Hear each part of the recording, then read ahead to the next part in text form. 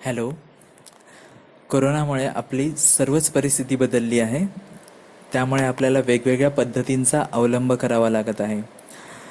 मॅथ्ससुद्धा आपण आता या पद्धतीने शिकण्याचा थोडा थोडा प्रयत्न सुरू करूया. आज ही व्हिडिओ मी तुम्हाला डेरिव्हेटिव्हचा पहिला पार्ट शिकवण्यासाठी करत आहे. ही व्हिडिओ सर्व 12वीच्या विद्यार्थ्यांनी नीट समजून घ्या, कारण हा भाग मी वर्गात शिकवताना स्किप करणार आहे. त्याच्यामुळे सर्वांनी इथे नीट समजून घ्या. काही शंका असेल तर ही व्हिडिओ बघितल्यानंतर विचारू शकता. त्यामुळे आता आपण डेरिव्हेटिव्हला सुरुवात करूया. सर्वात अगोदर गेल्या वर्षी आपण शिकलेले फॉर्म्युले बघून घेऊया. तुमच्यासमोर पहिला फॉर्म्युला आहे d/dx ऑफ एक्स, म्हणजेच एक्सचं डेरिव्हेटिव्ह. डेरिव्हेटिव्ह लिहिण्याची ही पद्धत आहे, तुम्हाला सगळ्यांना माहिती आहे. मग d/dx of x is equal to 1, म्हणजेच एक्सचं डेरिव्हेटिव्ह 1. दुसरा फॉर्म्युला आहे d/dx ऑफ के, म्हणजेच कॉन्स्टंट. कोणताही कॉन्स्टंट नंबर आला तर त्याचं डेरिव्हेटिव्ह 0, म्हणजेच 5 हा कॉन्स्टंट आहे, त्याचं डेरिव्हेटिव्ह 0. 3³ हा कॉन्स्टंट आहे, त्याचं डेरिव्हेटिव्ह 0. नुसता ए आला, ए सुद्धा कॉन्स्टंट आहे, त्याचं डेरिव्हेटिव्ह 0, म्हणजे कोणत्याही कॉन्स्टंटचं डेरिव्हेटिव्ह 0 असतं. तिसरा फॉर्म्युला आहे आपल्यासाठी d/dx of root x. Root एक्सचं डेरिव्हेटिव्ह काय असतं, तर रूट एक्सचं डेरिव्हेटिव्ह 1/2 रूट एक्स. चौथा फॉर्म्युला लॉग एक्सचं डेरिव्हेटिव्ह 1/x. पाचवा फॉर्म्युला 1/xचं डेरिव्हेटिव्ह -1/x². सहावा फॉर्म्युला a⁻x चं डेरिव्हेटिव्ह a⁻x इंटू लॉग ए. e⁻x चं derivative e⁻x into log E, पण लॉग ई 1 असतो, म्हणजेच e⁻x इंटू 1 म्हणजेच काय होणार e⁻x. त्याच्यामुळे डायरेक्ट आपण लिहितो d/dx of e⁻x is equal to e⁻x. पुढे x⁻n चा फॉर्म्युला, जो आपण पहिल्यासाठी, तिसऱ्यासाठी आणि पाचव्यासाठी वापरलाय, पण तो डायरेक्टली आणलाय. तर हा फॉर्म्युला काय असतो की जो घातांक याला आपण घातांकाचा फॉर्म्युला असं लक्षात ठेवलेला आहे. म्हणजे जो घातांक आहे तो पुढे येतो आणि घातांक 1ने कमी होतो. म्हणजेच बघा x⁻n आहे, n पुढे आला आणि घातांक 1ने कमी झाला, म्हणजेच n-1 हे वरती आपल्याला रेज 2 मध्ये दिसत आहेत. म्हणजे उदाहरण आपण बघूया एखादं. x⁵ जर डेरिव्हेटिव्ह करायचं असेल तर 5 हा रेज 2 आहे, म्हणजे घातांक आहे. मग इथे घातांकाचा नियम लागेल, म्हणजेच काय होईल 5 पुढे येतील आणि घातांक 1ने कमी होईल, म्हणजेच 5-1 किती येणार 4, म्हणजेच डेरिव्हेटिव्ह काय आलं 5x⁴. असंच अजून एखादं उदाहरण बघूया आपण. x⁹ डेरिव्हेटिव्ह 9 पुढे येणार, घातांक 1ने कमी होणार, म्हणजे 9x⁸. या पद्धतीने आपल्याला हे फॉर्म्युले पहिले 8 झालेत. आता पुढचे फॉर्म्युले जे आपल्याला बऱ्यापैकी लक्षात आहेत. sin x चं डेरिव्हेटिव्ह, cos x चं derivative, -sin x, tan x चं डेरिव्हेटिव्ह, sec²x, cot x चं डेरिव्हेटिव्ह, -cosec²x, sec x चं derivative sec x into tan x आणि cosec x चं derivative -cosec x into cot x. असे फॉर्म्युले सर्वात पहिले आपल्यासाठी लक्षात असायला हवेत, तरच आपल्याला डेरिव्हेटिव्हचं पुढचं काम करता येईल. त्यानंतर आपण गेल्या वर्षी काही बेसिक गोष्टी शिकले होतो थेरमच्या रूपात.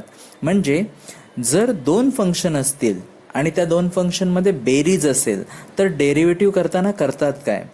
म्हणजेच जर 2 फंक्शन असतील आणि त्यांच्यामध्ये प्लस साईन असेल तर पहिल्याचं डेरिव्हेटिव्ह सेपरेट करायचं आणि दुसऱ्याचं डेरिव्हेटिव्ह सेपरेट करायचं, असं आपण बघितलं होतं. म्हणजेच तो तुम्हाला पहिला थेरम आठवेल.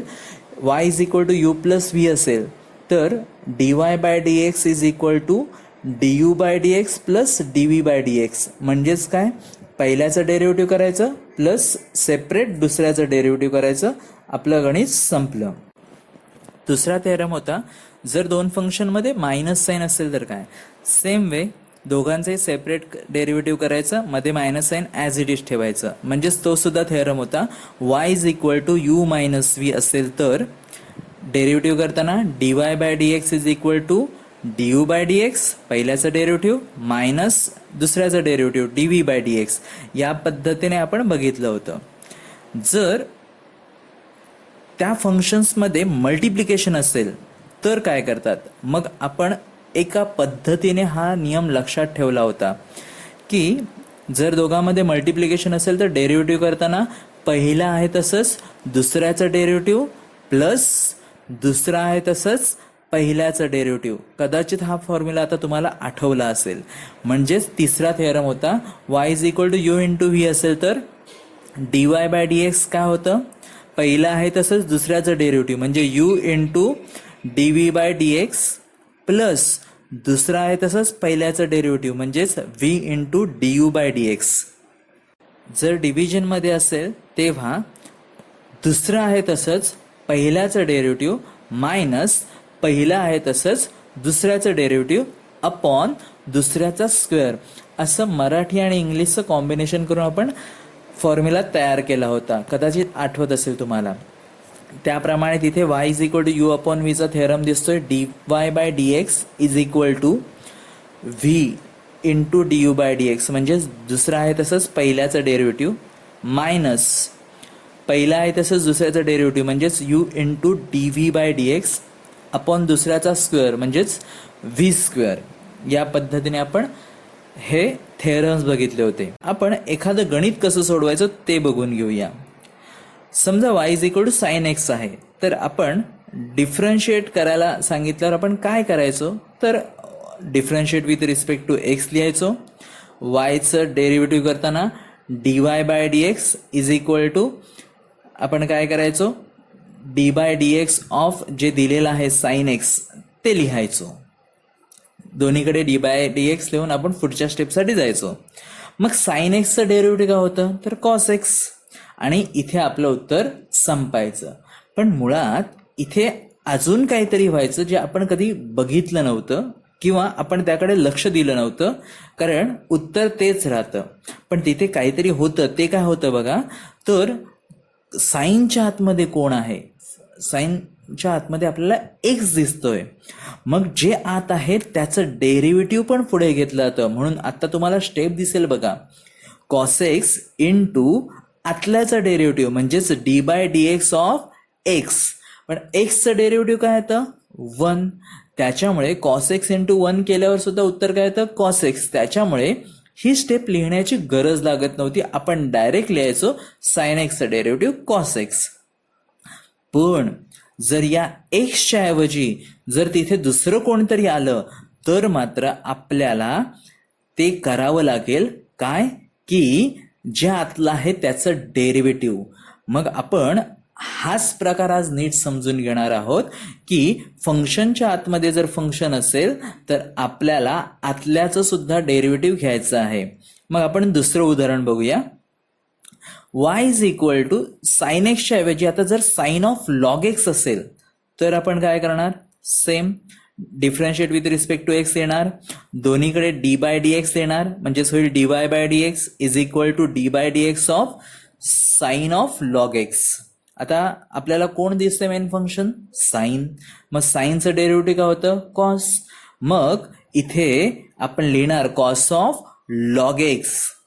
पण आतमध्ये कोण आहे साइनच्या लॉग एक्स म्हणजे आतल्याचं डेरिव्हेटिव्ह आता घ्यायला हवं. म्हणजेच इनटू आपण लगेच पुढे लिहिणार d by d x of आतल्याचं डेरिव्हेटिव्ह म्हणजेच कोण log x. Cos of log x as it is पुढे कंटिन्यू राहील इनटू लॉग एक्सचं डेरिव्हेटिव्ह 1 अपॉन एक्स. मग आता लॉगच्या पण आतमध्ये कोण होतं एक्स होतं. मग एक्सचं डेरिव्हेटिव्ह 1 येतं त्याच्यामुळे त्याची करायची गरज नाहीये.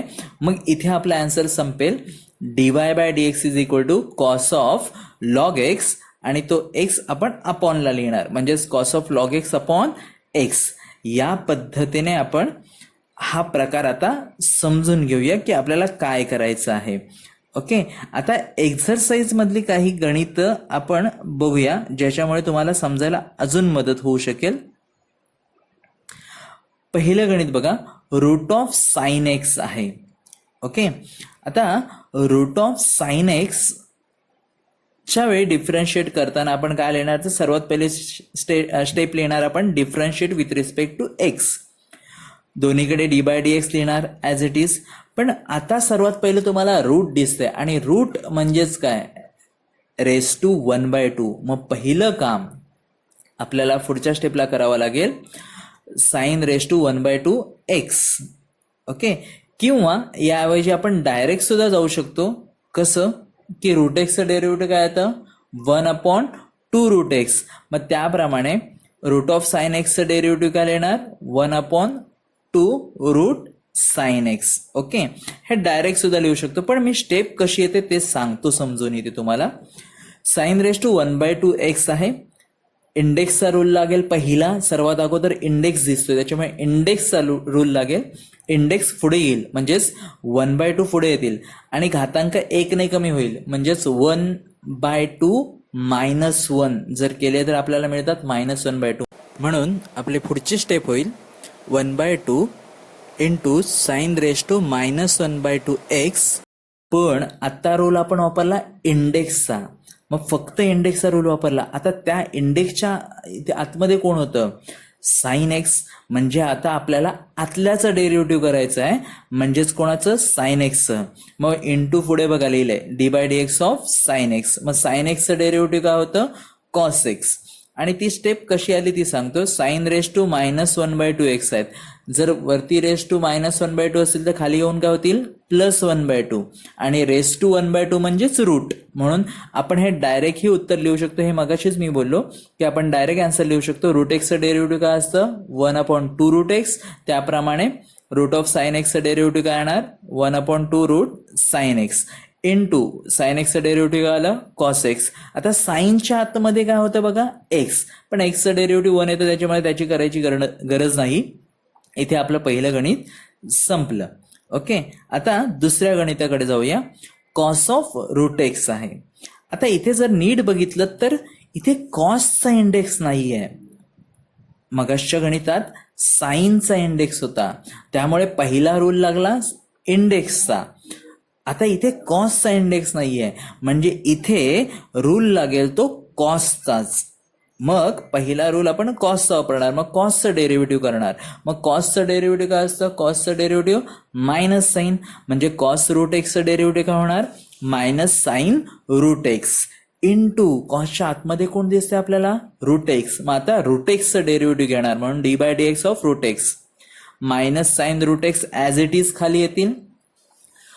रूट एक्सचं डेरिव्हेटिव्ह आपण आत्ताच बघितलं, 1/2 रूट एक्स. मग त्याप्रमाणे लिहिणार आणि मग फायनल आन्सर मिळेल आपल्याला -sine root x upon 2 root x. Root x घालवण्याचा प्रयत्न करू नका, कारण साइनचा तो अँगल आहे आणि अँगल घालवता येणार नाही. त्याच्यामुळे इथेच आपलं हे गणित संपलेलं आहे.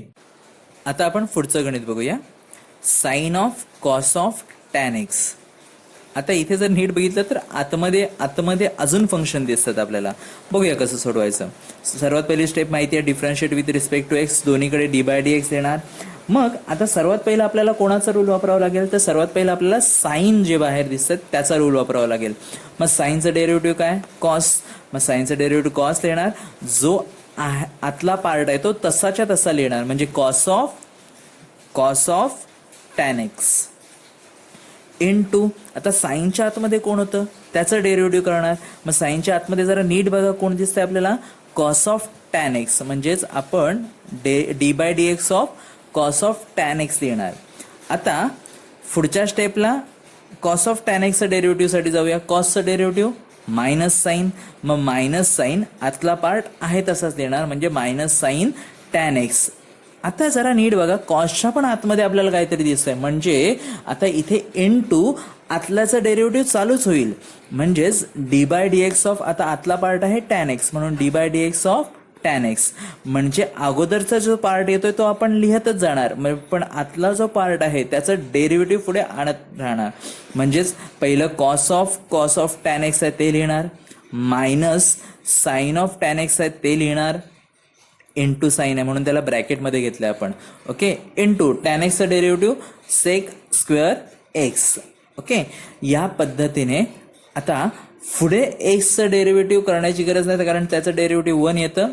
त्यामुळे ते तिथे संपवणार आणि फक्त अरेंज करून लिहिणार आपण.